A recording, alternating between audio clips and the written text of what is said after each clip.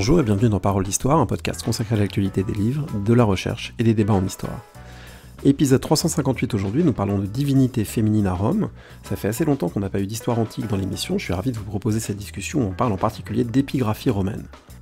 Les fêtes approchent, il y a des goodies du podcast que vous pouvez commander pour vous, vos amis, vos Secret Santa, etc. Les mugs, les t-shirts et le reste, ça se trouve sur paroledhistoire.fr, onglet boutique. Vous retrouvez l'émission sur iTunes, Spotify, YouTube, etc. Merci et très bonne écoute. J'ai le plaisir d'être avec Audrey Ferlu, bonjour. Bonjour. Vous êtes agrégée, docteur en histoire romaine, enseignante au lycée du Parc à Lyon, et vous avez publié aux éditions Ausonius Le culte des divinités féminines en Gaule belgique et dans les Germanies sous le Haut Empire romain, dans la collection Scripta Antiqua, alors qu'il y a un travail d'un genre assez particulier, je pense qu'on n'a pas encore présenté ce type d'ouvrage dans le podcast, c'est-à-dire un travail fondé sur un corpus épigraphique, c'est en deux volumes, un volume de texte avec les explications, et puis un volume avec les inscriptions qui sont retranscrites. Est-ce que vous pouvez nous dire d'abord ce qui vous a amené à vous intéresser à ce sujet et avec cette méthode, l'étude des inscriptions romaines pour aborder les divinités? Alors déjà, disons que tout ce qui est religion, histoire des religions, c'est quelque chose qui m'a passionnée depuis toute petite, on va dire, y compris, j'ai commencé par la mythologie, je pense comme beaucoup de gens dans un premier temps, et puis vraiment véritablement comprendre comment les gens révérer les dieux. Et puis c'est vrai que dans mon parcours universitaire, j'ai eu la chance de travailler avec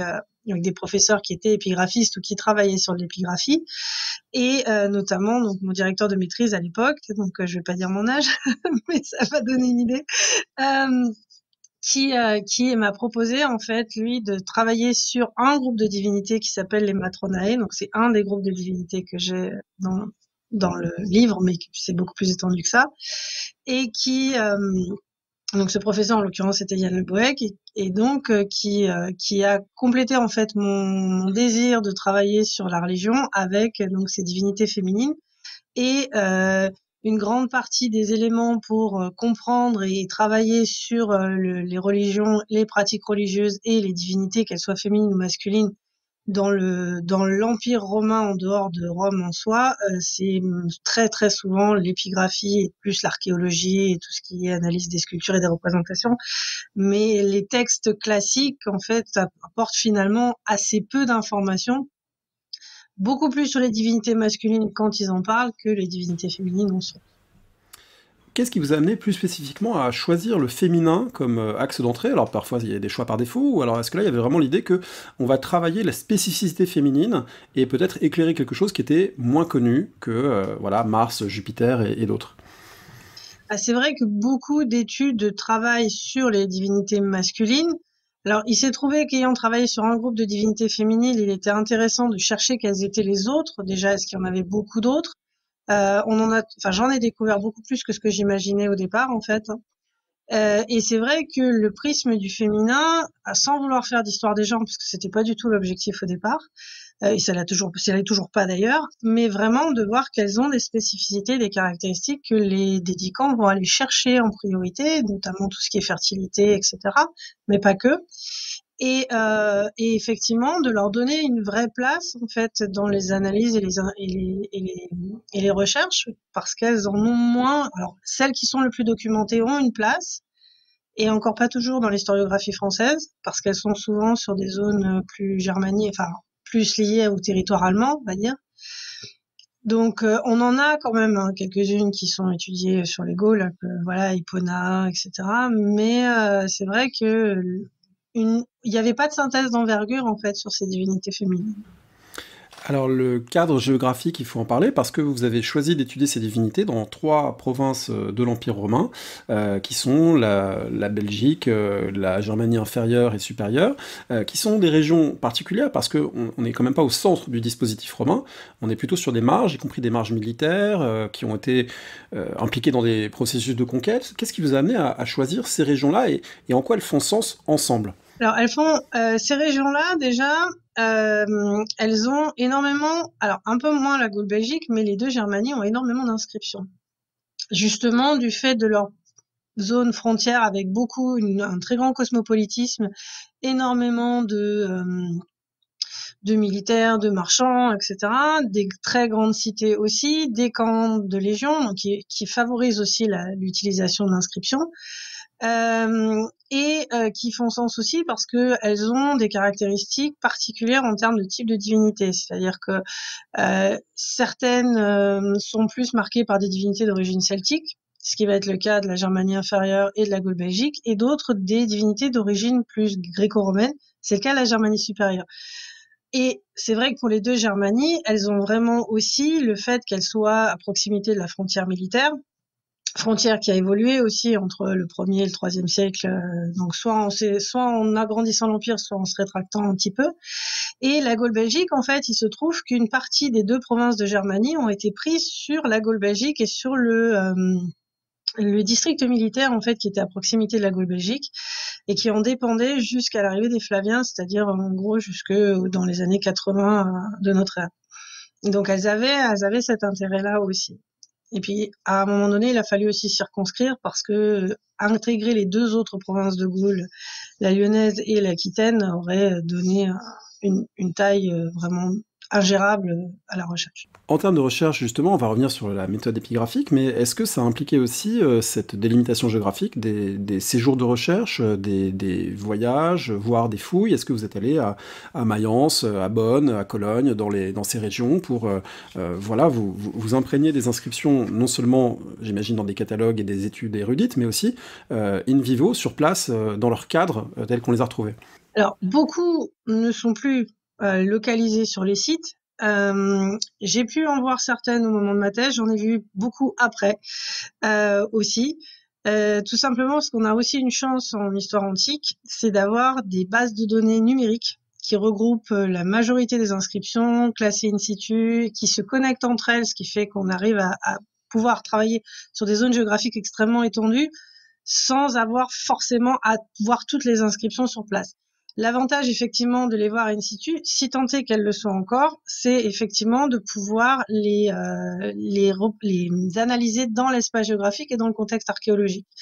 Le problème, c'est que beaucoup de sites, à part effectivement un site à Mayence qui est celui dédié à Isis et Cybèle, qui a été fouillé dans les années 2000 pour la première fois puisqu'il a été découvert à ce moment-là, la majorité d'entre eux ont été fouillés à la fin du 19e siècle et au début du 20e siècle. Un certain nombre d'inscriptions ont pu être déplacées, certaines détruites aussi par les deux conflits mondiaux, qui ont pu détruire quand même un certain nombre d'inscriptions. Donc il y a effectivement des intérêts à aller sur place, mais il y a aussi l'intérêt d'utiliser beaucoup de documents et de données archéologiques des fouilleurs aussi, parce que de toute façon, on peut pas visiter tous les sites sur lesquels les inscriptions. Enfin, moi, j'ai 1300 inscriptions. Disons que les grands musées allemands, oui. Les sites des matronailles, parce qu'ils sont bien balisés et ils sont ouverts au tourisme. Et puis certains ont été aussi reconstitués, en fait, aussi pour permettre de la pédagogie, et on perd de fait aussi un petit peu de la structure initiale. Alors justement sur ce que ça veut dire ces inscriptions, est-ce que vous pouvez nous décrire, il y a évidemment des variantes, mais nous décrire, disons, le cas le plus courant des textes sur lesquels vous avez travaillé, des inscriptions sur lesquelles vous avez travaillé, c'est-à-dire ça se présente comment, à quoi ça ressemble, ça sert à quoi dans l'Antiquité d'inscrire un vœu, une demande, une prière, une offrande à une divinité féminine? Alors, on va dire le cadre le plus commun, c'est le nom de la divinité en premier. Ensuite, le nom du ou des dédicants, selon. Si on est chanceux, l'offrande, mais ça reste un pourcentage infinitésimal de ce qui a pu être fait. Alors, lorsque c'est des temples ou des éléments un peu architecturaux d'importance, on va le savoir. Pour le reste, c'est assez rare, voire quasiment absent. On peut savoir aussi parfois si ça a été fait sur décret des décurions, c'est-à-dire sur décret des magistrats de la cité, ce qui permet de rendre sacrée l'inscription et ne peut être déplacée. C'est pas un cas majoritaire. Et souvent, on a aussi à la fin une abréviation qui s'écrit VSLM, ce qui veut dire Votum Soluit Libens Merito, et qui est en fait une expression consacrée pour dire que c'est un vœu qui a été fait en l'honneur de la déesse de bon gré par le dédicant et à grand cœur. Elle n'est pas toujours présente, mais dans les 3 provinces en question et les provinces de Gaule en général, c'est une formule qu'on retrouve assez souvent. Donc ça veut dire que c'est des textes très brefs, d'où l'intérêt de la mise en série. Voilà, plus vous en avez, plus ça permet d'être détaillé, explicite sur ce qu'est la divinité, sur ce qu'on y voit. Après, ça peut être une simple stèle très courte avec juste un fronton et pas plus. Et puis après, vous pouvez en avoir certaines avec des sculptures sur les faces latérales, au sommet, à l'arrière, avec des représentations des divinités, voire certains dédicants. Donc c'est variable aussi du fait du dédicant, de sa richesse, de ce qu'il veut montrer. Et aussi de l'atelier, parce que ces inscriptions sont produites par des ateliers qui sont à proximité en général des sanctuaires ou dans les grandes cités proches de ces sanctuaires, et qui gravent en fait à la demande une partie d'inscription, ce qui fait que parfois on sent que le graveur avait un manque de lignes, donc ça se réduit, ou l'abréviation qui aurait dû être avant est placée après parce qu'il avait plus de place. Donc on sent aussi que de temps en temps l'atelier fait comme il peut avec l'inscription qu'il a.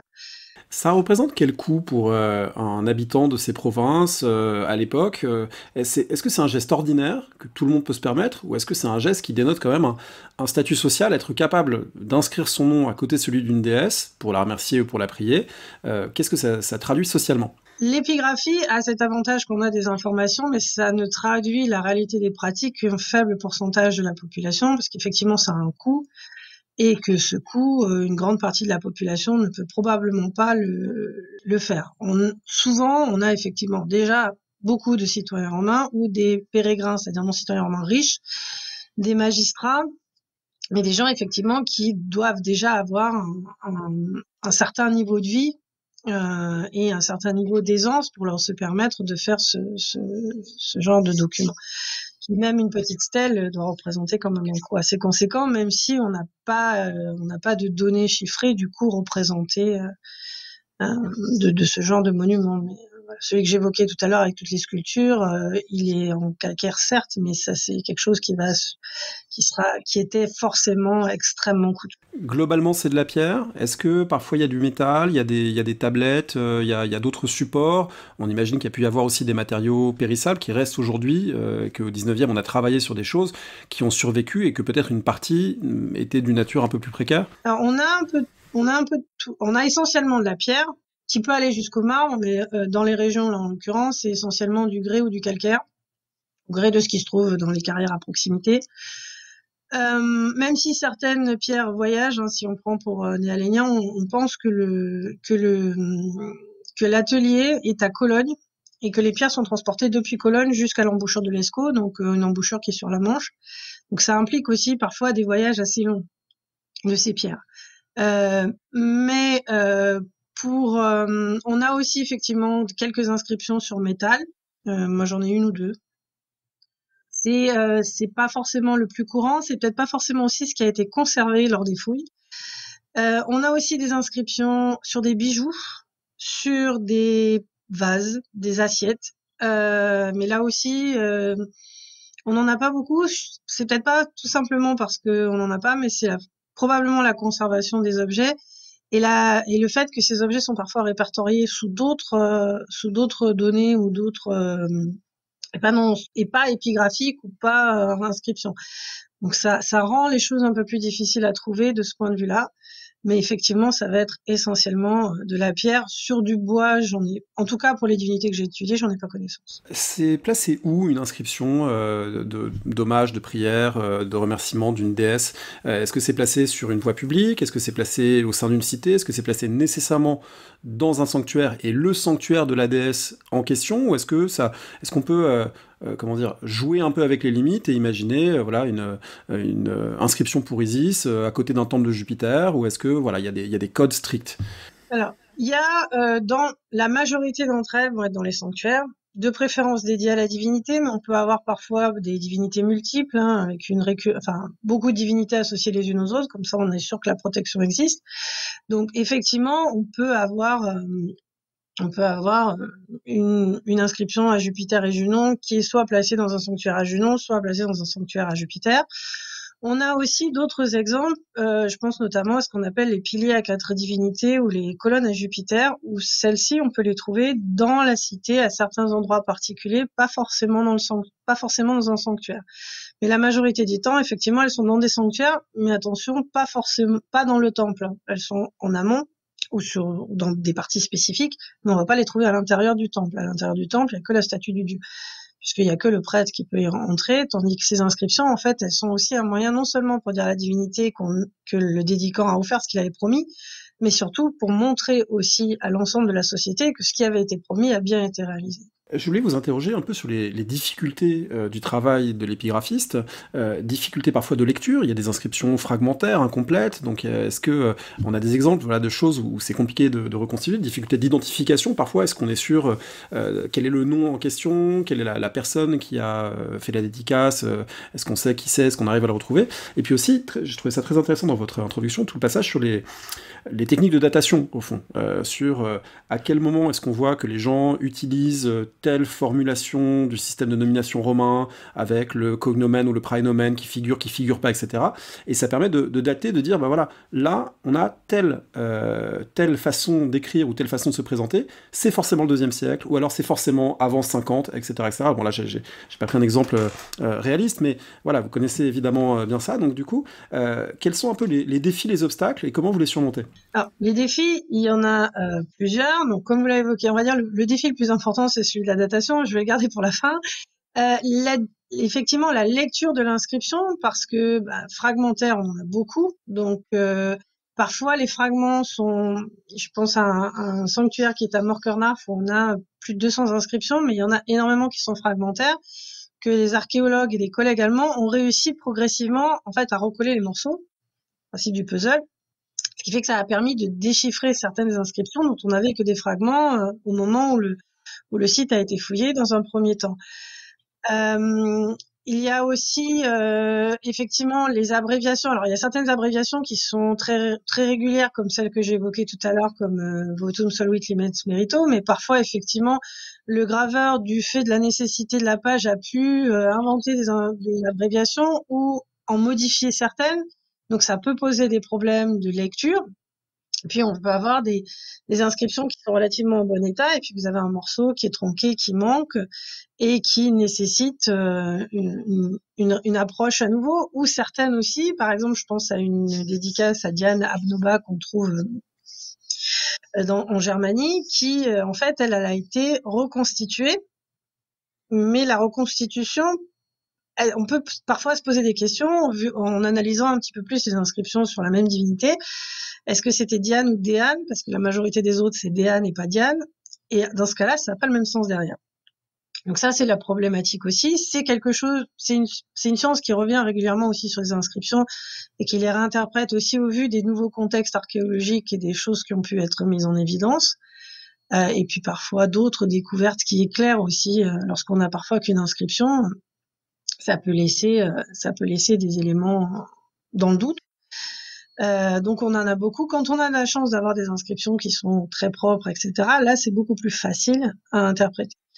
Quant à la datation, disons que la majorité des inscriptions, en tout cas pour les provinces de Gaule et des Germanies, elles vont entre 150 et 250 de notre ère. Avant, il y en a peu. Après 250, il y en a quasiment plus. Moi, j'en ai plus que 2 qui sont postérieures.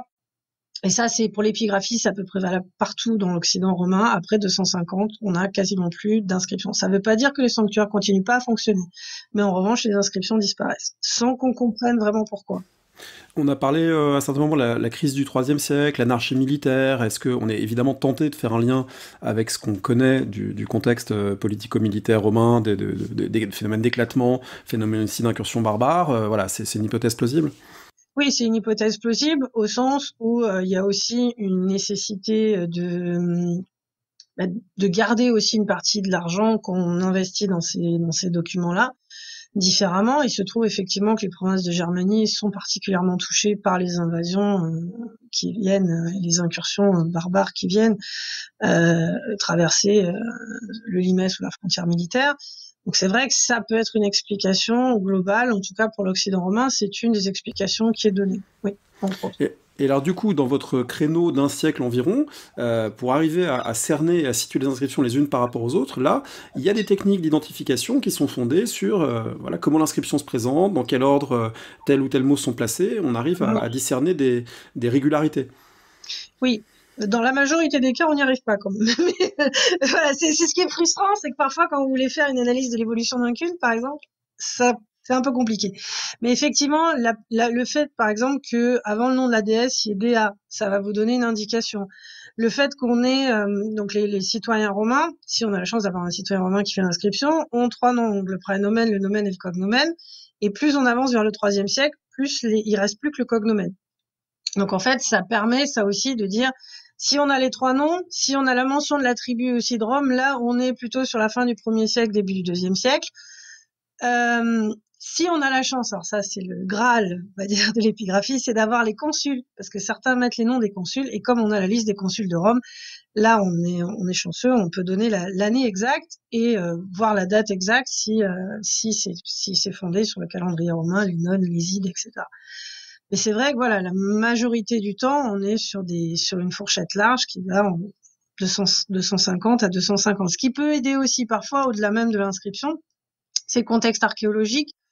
C'est-à-dire que le fonctionnement du temple, on arrive à peu près parfois à savoir lorsque les temples ont été créés, parce que ça, on peut arriver à le déterminer à travers les couches et les strates archéologiques, de se dire, ben, voilà, là, les inscriptions, elles peuvent pas être antérieures à telle date parce que le sanctuaire n'existe pas avant.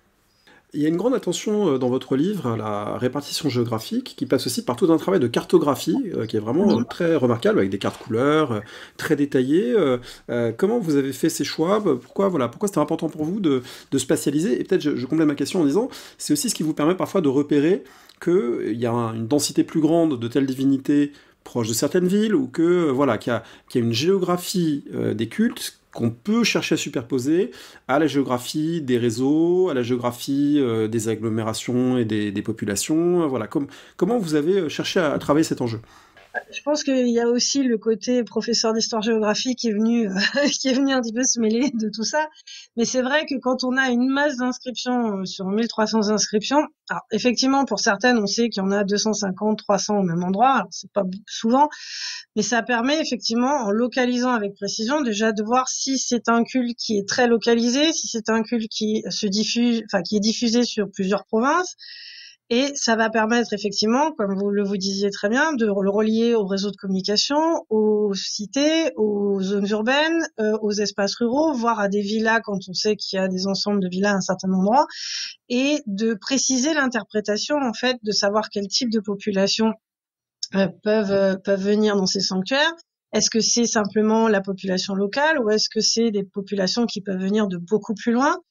Il y a aussi la notion de réseau de sanctuaires qui commence à voir le jour, alors qui n'est pas forcément beaucoup évoqué dans mon ouvrage, mais qui est forcément lié à un certain nombre de données. Ça permet aussi de mesurer les distances entre les différents sanctuaires pour savoir si les personnes avaient une possibilité plus large. C'est ce que Simon Price appelle le marketplace, c'est-à-dire le marché de la divinité en fait. Alors tout le monde n'est pas d'accord avec ça, mais ça donne aussi une visibilité à l'échelle de l'Empire, et aussi quand on a la chronologie plus la géographie, ça peut permettre aussi de voir si le culte a commencé à un endroit et si progressivement d'autres sanctuaires sont nés ailleurs et si des acteurs sont impliqués dans la circulation de ce culte. Alors, pour en venir à l'interprétation de vos résultats, il y a une chose qui m'a frappé, c'est vraiment, je trouve, des conclusions fortes du livre, c'est que vous partez d'une grande diversité de déesses, et on pourra certainement revenir sur telle ou telle, et sur, évidemment, les différences qu'elles peuvent avoir. Mais ce que vous montrez fondamentalement, c'est que à l'époque qui vous intéresse, cette époque du Haut-Empire, du 2e, 3e siècle, fondamentalement, les cultes convergent vers des pratiques romanisées. Donc on retrouve la grande thématique de la romanisation liée à l'Empire romain, qu'il s'agisse d'une déesse gauloise, d'une déesse venue d'Orient, d'une déesse grecque, d'une déesse germanique. Finalement, elles vont être d'une manière ou d'une autre, soit dans le culte, soit dans la façon de s'adresser à elles, romanisées. On va retrouver davantage de points communs que de différences très marquées dans la façon dont elles laissent les traces que vous exploitez. Oui, effectivement, à travers l'épigraphie ou même les pratiques rituelles, on a des convergences qui sont à peu près une similarité assez forte. Donc sur ce principe du votum ou sur le principe des sacrifices qui montre effectivement que la divinité soit d'origine celtique. Alors le nom est d'origine celtique, toute la question étant de savoir si elle existait avant l'arrivée des Romains ou si l'arrivée des Romains a permis la matérialisation du nom dans la pierre et dans l'écrit, ou si elle n'existait pas et si c'est une création d'époque romaine. Et ça, pour le moment, la réponse, personne n'a réussi à trancher. En revanche, effectivement, même s'il y a une continuité, en fait, par exemple, pour les divinités d'origine celtique, avec les pratiques que pouvaient avoir les Celtes ou les Gaulois selon les Germains, simplement, on sait, par exemple, que pour les animaux sacrifiés, on a une modification des animaux qu'on sacrifie entre les deux cas. Et effectivement, les types d'animaux sacrifiés, les types de pratiques que l'on peut identifier semblent être assez proches de ce qu'il en est. Pour les divinités venues d'Orient, on a quelques exemples quand même grâce au sanctuaire de Mayence, qui est vraiment une mine d'or, pour ça, d'un changement du type d'animaux qui sont sacrifiés, qui sont spécifiques à ces divinités-là et qu'on trouve d'ailleurs dans leur culte ailleurs. Mais c'est vrai que même pour des divinités venues d'Orient, on retrouve les inscriptions épigraphiques avec le votum, etc. Donc ça veut dire que dans l'espace public, en tout cas, il y a un certain nombre de codes de la pratique religieuse ou de la pratique rituelle qui est accessible à toutes ces personnes qui vivent dans l'Empire romain, quelle que soit leur origine et quel que soit leur degré en fait de latinité.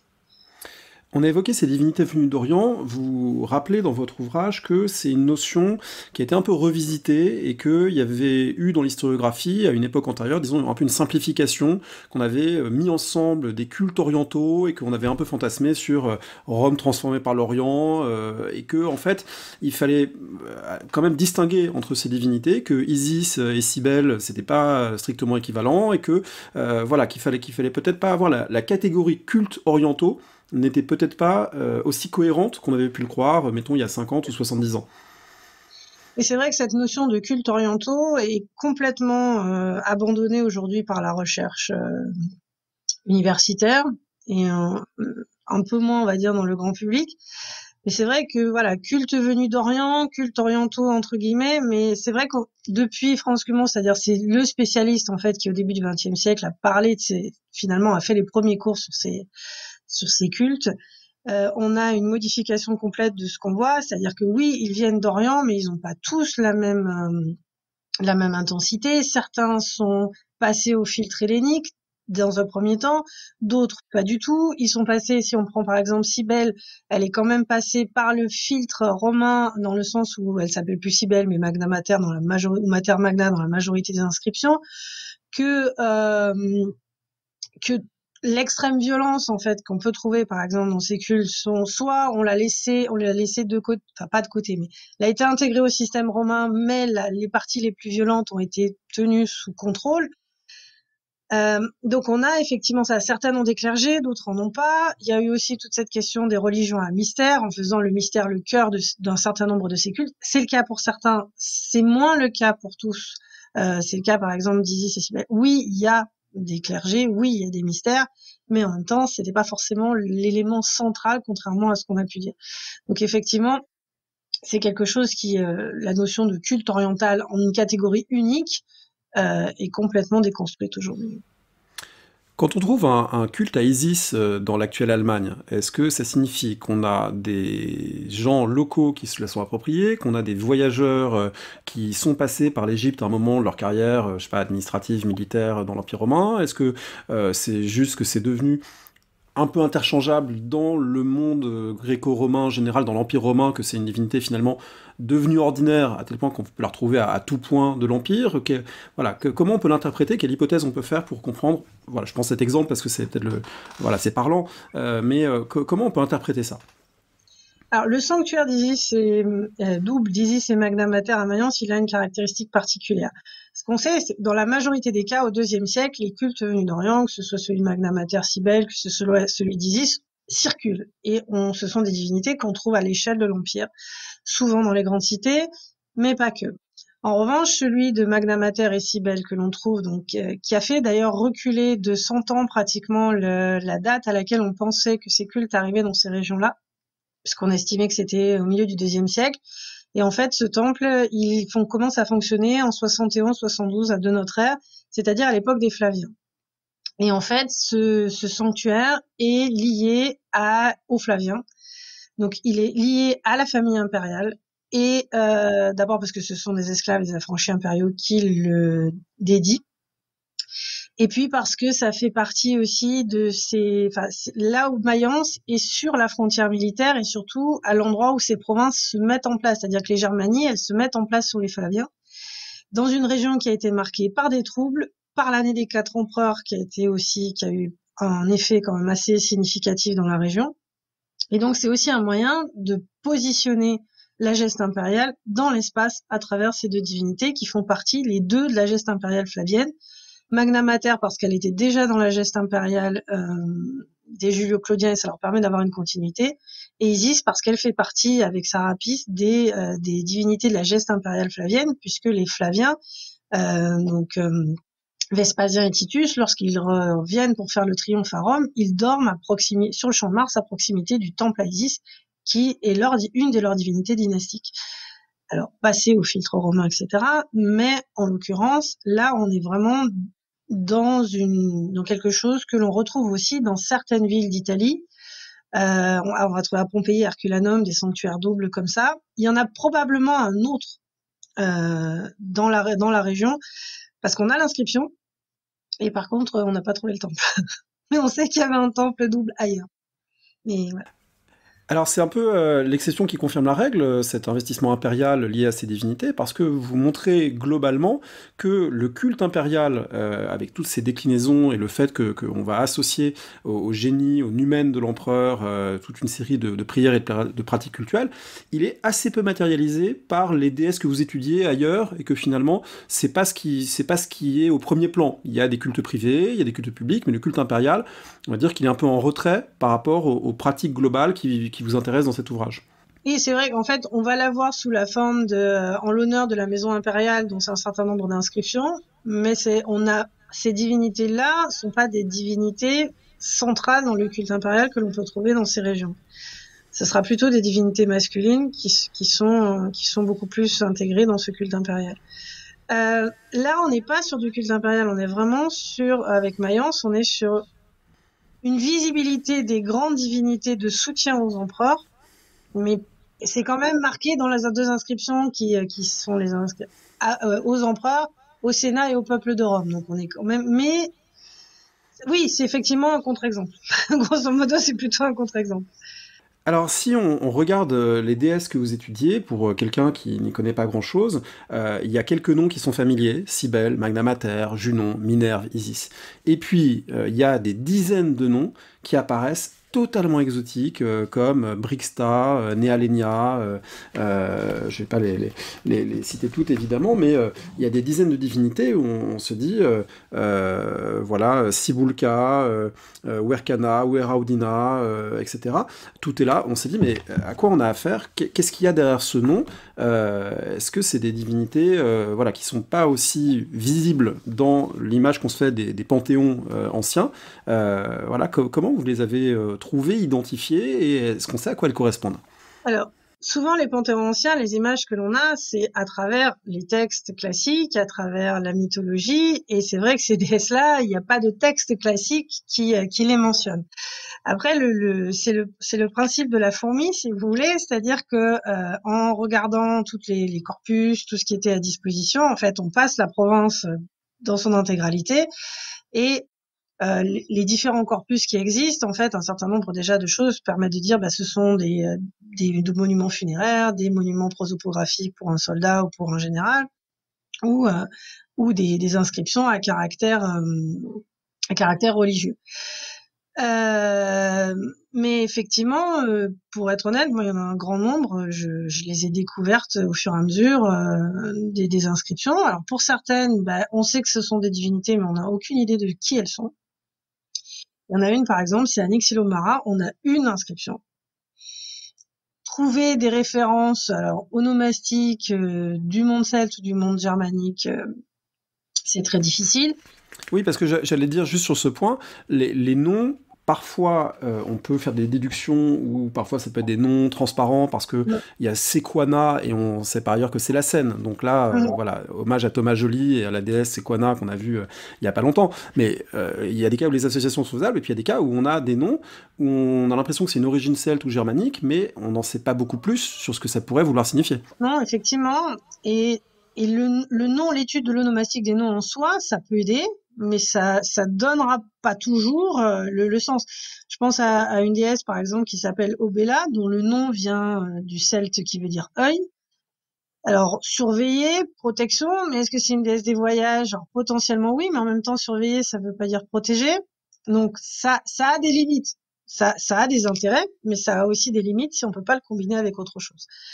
Donc l'étude de l'onomastique, ça suffit pas. Lorsqu'on a beaucoup d'inscriptions, ça peut permettre en étudiant ce que les dédicants demandent, de se dire, bah voilà, ils demandent un certain nombre de choses. Vous évoquiez Néaligna. Donc déjà, le nom Néaligna, il vient du lien avec le nom du sel, parce qu'on retrouve le mot halen aussi en gallois. Donc ça, s'il y a un lien. Il y a effectivement énormément de zones d'exploitation du sel dans la région où elle se trouve.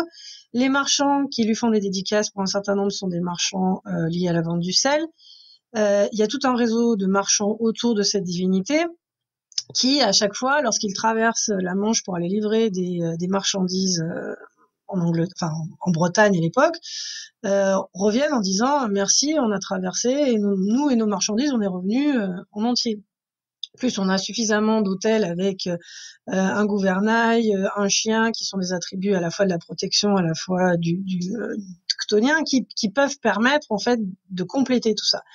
Mais effectivement, il y a des divinités où on sait que ce sont des divinités topiques parce qu'on a trouvé qu'une inscription à un endroit, donc probablement là, mais après, on reste vite coincé.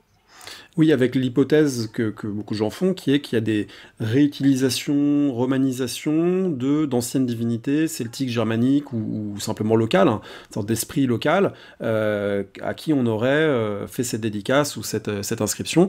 Mais bon, c'est une hypothèse, mais une supposition, mais c'est dur d'aller plus loin. C'est effectivement difficile d'aller plus loin et d'en savoir plus. Et puis on a pu avoir aussi des évolutions dont on n'a pas connaissance. Les populations antérieures, donc germaniques ou celtiques, n'utilisant pas l'écrit. Alors c'est pas tout à fait. Il y a quelques inscriptions gauloises en grec, mais assez peu finalement, et qui apparaissent finalement à partir du moment où il y a des contacts avec les Grecs ou les Romains, donc plutôt au 3e, 2e siècle avant notre ère. Mais il y en a très peu. Donc en fait, on n'a aucune certitude sur le fait que ces divinités existaient avant l'arrivée des Romains. C'est probable, parce qu'on ne voit pas pourquoi tout d'un coup des dizaines et des dizaines de divinités féminines ou masculines seraient apparues comme ça, mais c'est très difficile de savoir quelle est la continuité dans tout ça. En tout cas, les noms sont d'origine, pour certaines, celtiques ou germaniques. Voire il y a des interprétations, c'est-à-dire qu'il y a des divinités par exemple, si on prend Avnoba, elle est associée, son image, en fait, quand elle est représentée sous forme de sculpture, c'est Diane. La Diane, sa chasseresse romaine. Et en même temps, cette divinité, elle a sûrement plus de caractéristiques que ça. Donc, ça, c'est ce qu'on appelle une interprétation. Alors du coup, votre travail, finalement, il est, je vais pas dire une preuve, parce que c'est des choses qu'on savait, mais c'est une illustration extrêmement forte de ce que nous appelons le polythéisme, et que les anciens n'avaient pas besoin d'appeler comme ça, parce que pour eux, c'était l'évidence qu'ils étaient pleins, mais un polythéisme qui est pas seulement la pluralité des divinités, mais aussi la plasticité, le mélange, le fait que une divinité peut avoir deux noms différents, peut amalgamer deux noms différents, qu'elle peut être seule ou elle peut être en couple avec une divinité masculine, que parfois c'est pas la même, que parfois on va mettre un préfixe, un suffixe qui va en changer un peu le sens, on va dire matronae quelque chose et ça va encore changer le sens, autrement dit, qu'on est dans un monde de la fluidité du divin et pas un monde de la catégorisation, on va dire, cartésienne. Oui, c'est vrai que les populations ont une approche qui est beaucoup plus marquée par les variantes et par les besoins, et en fonction des besoins, utilisent des épithètes en fonction de ce qu'elles connaissent aussi. On sait, une hypothèse pour ces matronae, c'est que des soldats donc qui venaient d'Italie, lorsqu'ils ont rencontré ces matronae sur place, se les sont appropriés, et ensuite on explique aussi l'explosion du nombre de dédicaces pour ces déesses-là, en partie par ça, en tout cas pour celles qui s'appellent matronae Ophaniae, pour le reste c'est un peu plus compliqué. Mais voilà, on est sur presque 900 inscriptions au total, c'est colossal, c'est assez rare même dans l'Empire qu'on ait autant d'inscriptions dans un espace qui est finalement assez étroit autour de Cologne et Bonn, sur un rayon de 80 km sur 100 km. Donc c'est pas très très grand en termes de surface pour autant d'inscriptions. Et du coup, vous avez aussi tout un volet de votre travail qui s'interroge sur est-ce qu'on peut faire une sociologie des dédicants? Est-ce qu'on trouve des hommes et des femmes? Est-ce qu'on trouve des soldats et, entre guillemets, des civils? Qui, de quelle origine, etc. Alors, nécessairement de manière imparfaite, parce que c'est pas la totalité de la population, évidemment, on l'a dit, c'est une élite ou une fraction qui rédige ça, mais qu'est-ce que ça apporte quand même d'essayer de les classer, de les mettre en série et de comprendre qui sont ces gens?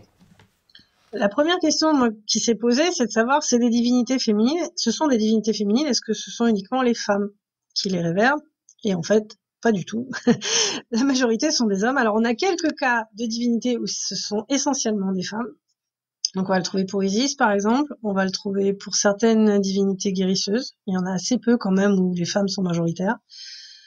Et on retrouve en fait un schéma qui est assez conforme à la majorité de la pratique religieuse, c'est-à-dire que ce sont souvent des hommes, essentiellement des citoyens romains, qui, en tant qu'hommes du foyer, en fait, et c'est eux qui ont l'argent, c'est eux qui sont responsables aussi des cultes dans le foyer, et c'est donc assez logique que ce soit eux aussi qui présentent à l'échelle de l'espace public la pratique culturelle. Ce qui peut-être diffère un tout petit peu par rapport aux divinités masculines, et encore j'en suis pas certaine parce qu'il faudrait une étude plus poussée, c'est la place des magistrats et des grands membres de l'administration impériale, où là, chez les divinités féminines, on les trouve assez peu, probablement en allant plutôt sur les divinités masculines, sachant de toute façon qu'en pourcentage de la population, il reste quand même relativement réduit par rapport à la masse de la population. Mais c'est vrai que c'était intéressant aussi de comprendre qui étaient ces personnes et est-ce que certaines divinités en attiraient plus que d'autres, comment, pourquoi, et ça donne quand même à comprendre finalement, à faire vivre aussi ces gens et à comprendre ce que c'était que ces sociétés, ce que c'était que la pratique culturelle, qui est certes très ritualisée et très codifiée dans le monde romain, mais en même temps qui relève de choix. On choisit pas cette divinité par rapport à un autre au hasard, c'est parce qu'on a un besoin particulier et on va aller vers cette divinité en particulier.